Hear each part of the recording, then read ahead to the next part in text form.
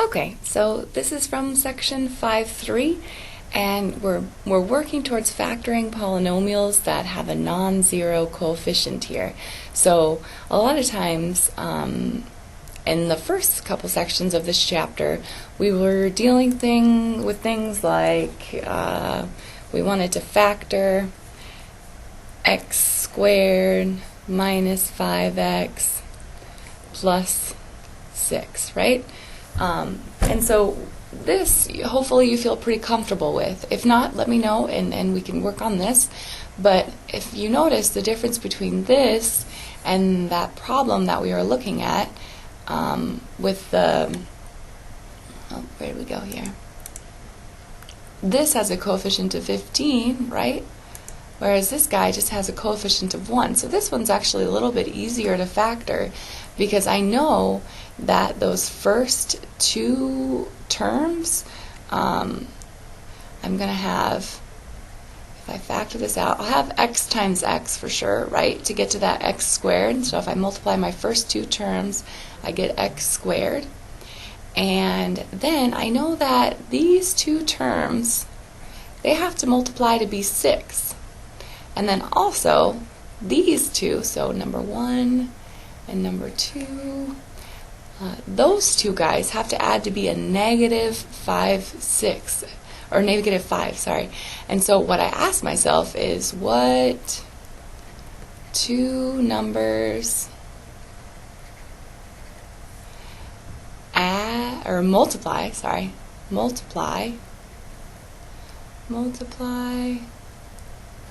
to be 6 and add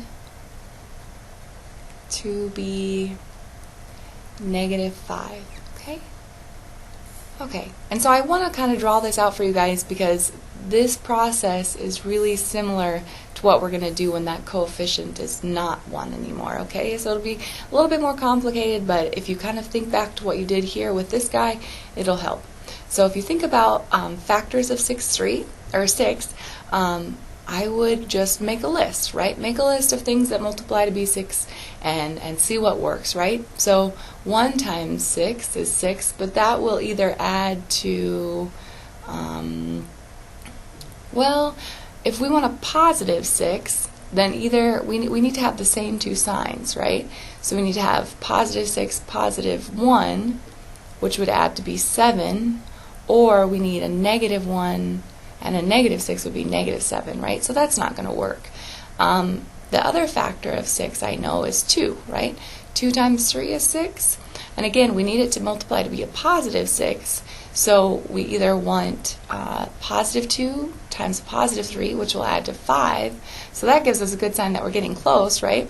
Or a negative 3 times a negative 2, which will give us a positive 6, and the negative 2 plus negative 3 equals negative 5. So that'll work out. So if I put here, minus 2 minus 3, let's multiply this out and verify that I have factored this correctly, okay? So if I take, if I take x minus 2 times x minus 3, okay, so if you feel comfortable foiling or distributing or however you like to multiply out these binomials, that's fine. So if I take the first two terms times each other, I get x squared. And then the outer terms times each other, I get negative 3x.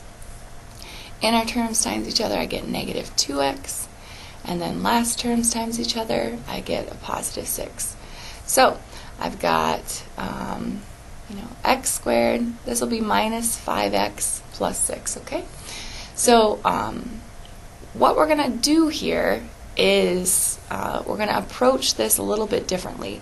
So I'm going to show you the approach with this one, which maybe is a little bit easier to see, and then I'm going to step it up to the one that is in the actual homework, okay? So I know this isn't quite what you've got, but I want to show you with this on kind of a simpler example to build towards there. So what I'm going to do is show you this different process of factoring than what we just did, okay? And it's super similar, but I just want to show you how to do it, okay? And this is called the AC method, but the idea is to split this middle term, negative 5x, into the sum of two terms that will be equivalent to negative 5x, and then factor by grouping. So the idea is to split middle term. Right, and you can't just split it however you want. It needs to add up to negative 5, and it has a special property when you're determining how to split that. And then you're going to factor by grouping. So we're going to build two groups and then factor each one of them. And they're going to have a common factor. Okay, so the way you're going to figure out how to split the middle term is by multiplying this coefficient, and this coefficient is just an implied 1, right? There's nothing there, but if it was 0, there wouldn't be a term there, right? So it's 1 because I've got one of them, right? So I'm going to multiply, so here's the process. So this is the AC method. So I'm going to multiply A by C, right? So, and when I mean A by C, if we've got this standard form of a quadratic polynomial, right? This is my A, this is my C. So I'm taking my constant times the coefficient of my squared term, okay? So in this case, I've got 1 times 6, right? Okay, and then you want to find two factors of A times C, which in this case is 6, right? That add to B, which in this case is negative 5, right? So that coefficient on our x term is B.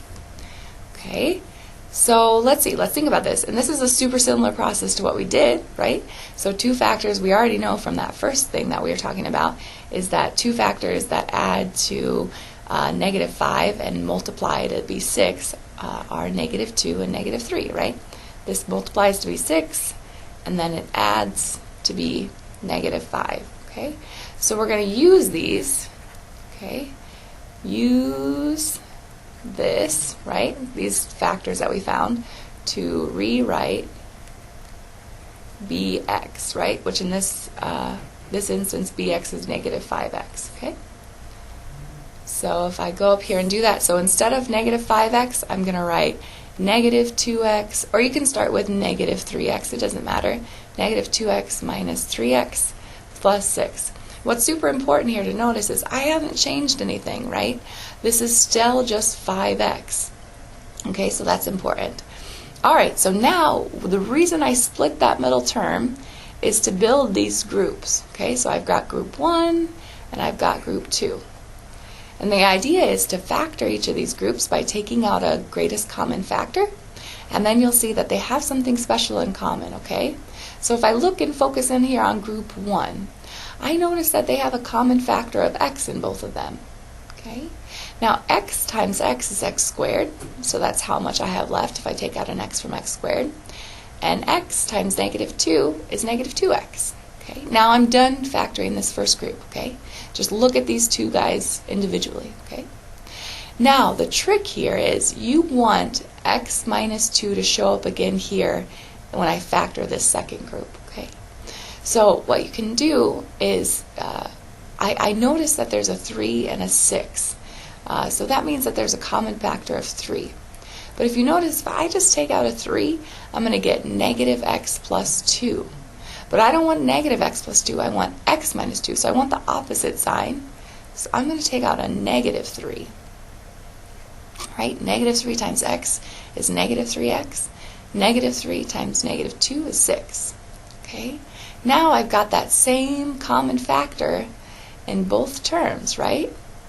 So if I've got a common factor in both terms, right, it's just as though I had like 3, oh shoot, if I had like x times some value a minus 3 times some value a, I could just factor out that common factor of a, the greatest common factor. That's the same situation with this x minus 2. It goes into both of them, so I can factor it out from both of them. So if I factor it out of that first term, like the reverse distributive property, right? And then I've got a 3 left here. So if you notice, we got the same exact thing here. We just, our method was slightly different, right? So what I want to do is build now to the actual problem here in section 5.3. So I want you to understand this process at a simpler level, and then I want to build towards this example in homework 5.3. So we have 15y squared. So we want to factor 15y squared plus 11y plus 2. Hopefully I've got that right. Oops. So yeah. Okay, so now I want to try to factor this. So the process is the same as we just did, right? So let's talk through what we did. We wanted to split up this 11x into two terms that added to 11x. So then I ended up with two groups that had a common factor. Okay? And so we figure out how to split this middle term in a special way, right? So what we do, again, the AC guy, right, the AC method, we start by multiply A and C, right? So the coefficient on the squared term times the constant term. And be super careful, right? If your terms aren't in this descending degree here, then your A and your C will be different. So make sure you're multiplying the coefficient on the A and the constant, right? The coefficient on the squared and the constant. So A times C is going to be 15 times 2, which is 30, right? Okay, now what do we do with that 30, right? That 30 will help us to determine how to split up that 11. So now we want to find two numbers that multiply to be 30, right? And add to be 11, okay? So what I'm going to do now to figure this out, right, is I'm just going to think about 30, and I'm going to throw out some factors, right, and make sure you're tracking these, right, because sometimes you have more than this, and you want to make sure that you're not going around in circles, right? So 2 and 15, right, that'll add to 17, right, so that's not going to work. So because we want two numbers that multiply to be 30, add to be 11. We could have 3 and 10, that adds to 13, that won't work. Then I could have 6 and 5. Oh, this adds to 11, right? So this works, right? 6 times 5 is 30. 6 plus 5 is 11. So I found out what two factors I can use here to rewrite 11y. So now we're going to rewrite 11y. So we're going to rewrite bx with these numbers in mind, right? So 11y is equal to 6y plus 5y, okay? And again, it doesn't matter which one you start with, it'll work out, okay? All right, so now I'm going to rewrite that. So we've got, this is the same thing, right? And we're not changing anything. If these two terms don't add to be 11y, we can't do it, right? We've changed the whole structure here. Plus 5y plus 2, okay? And so we've got, now we've got our two groups built, and we can factor by grouping, okay? So here's our first group, here's our second group, okay? So focus in on this first group, ignore the second group for now, and try to figure out what the greatest common factor of 15y squared and 6y are. So far I know that there's a y in common. If I think about 15 and 6, 5 goes into here, but not into 6, so I'll have factor out of 3. Okay, 3y times 5y is 15y squared, so that's what I'll have left there. 3y times 2 is 6y, so that's all here. Okay, now this is a little bit special case here, so I'm glad that this came up on this one. If you notice what we would do next, right, if you think about the last one, we'd look at this second group here, and we'd want to try to make 5y plus 2 a factor, right? But it's already a factor, it's just itself, right? I have 5y plus 2 like I want. So what you want to do, right, if you already have what you want there, is you can just put a 1, right? Because 1 times anything is just itself, right? So it's okay to always put that 1 there. And that helps us tell what's going on here, because a lot of times what will happen is at this point, and don't write this down because it's wrong, but at this point here, after they see that there's nothing here, I'll see this, 3y times 5y plus 2. And that's not right, right? this guy gives me 15y squared plus 6y. So I'm missing this whole second portion here, right? So I need one more of those guys. Okay, so be careful, don't do this, right? So what I'm going to do, now that I have a common factor of 5y plus 2 in both guys, is factor out the 5y plus 2. If I do that, then I've got a 3y left and a 1 left, right? Because 5y plus 2 times 3y, 5y plus 2 times 1. Okay, so now you always want to check, right? Because you can get 100% on all these exams, because all you have to do is multiply it out and make sure that you got the same thing that you started with. Okay, so we want to multiply this out and make sure that we get 15y squared plus 11y plus 2. But be careful, right? This is your answer. This is what you want to report, right? Now I'm just checking to verify if this is correct or not, right? So if I'm going to FOIL this, okay? Or if you want to distribute, that's good too. Okay, so my first terms, I get 5y times 3y.